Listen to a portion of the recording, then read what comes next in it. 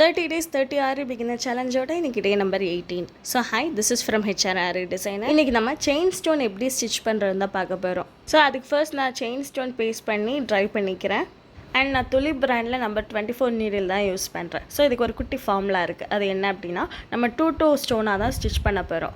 So நான் இப்போ பாக்ஸில் போடுறது வந்து ஃபஸ்ட்டு 1 2 அப்படின்னா ஃபஸ்ட்டு 2 ஸ்டோன், தென் 3 4 அப்படின்னா செகண்ட் 2 ஸ்டோன். ஸோ இந்த மாதிரி தான் நம்ம வந்து ஸ்டிச் பண்ண போகிறோம். அண்ட் நான் இந்த ஸ்டிச்சுக்கு யூஸ் பண்ணியிருக்க த்ரெட் வந்து நைலான் த்ரெட்.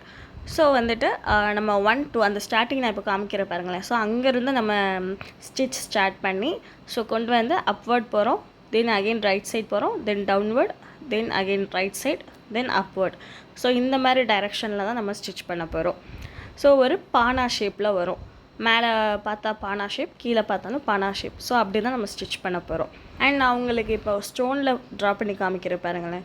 ஸோ இந்த மாதிரி தான். ஸோ ஃபஸ்ட்டு 2 செயின் ஸ்டார்ட் பண்ணி அப்படியே அப்வர்டு, தென் ரைட் சைட், தென் டவுன்வர்ட். இந்த மாதிரி தான் நம்ம ஸ்டிச் பண்ணி லாஸ்ட்டாக கொண்டு போய் நம்ம எண்ட் நாட் போடுவோம். அண்ட் நான் இப்போ ஸ்டார்டிங் பாயிண்டில் நீடில் பஞ்ச் பண்ணி உள்ளேருந்து த்ரெட் எடுத்துக்கிறேன்.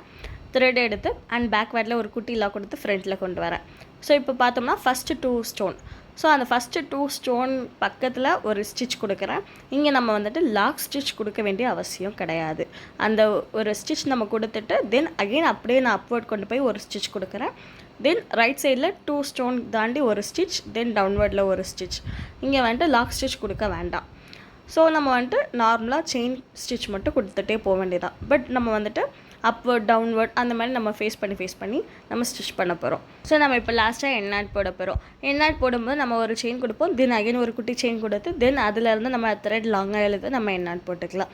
நீங்கள் எப்போவுமே இதே ஃபாலோ பண்ணுங்கள். நீங்கள் ப்ளவுஸஸ் லைவ் ப்ளவுஸ் ஒர்க் பண்ணும்போதும் நீங்கள் பீட்லாம் கொடுத்துட்டு வருவீங்கள்ல, ஸோ அப்போவுமே பீட் லாக் பண்ண ஒரு செயின், தென் அகைன் ஒரு குட்டி செயின் கொடுத்து தென் அதிலேருந்து நீங்கள் எண்ட் நாட் போட்டுக்கலாம்.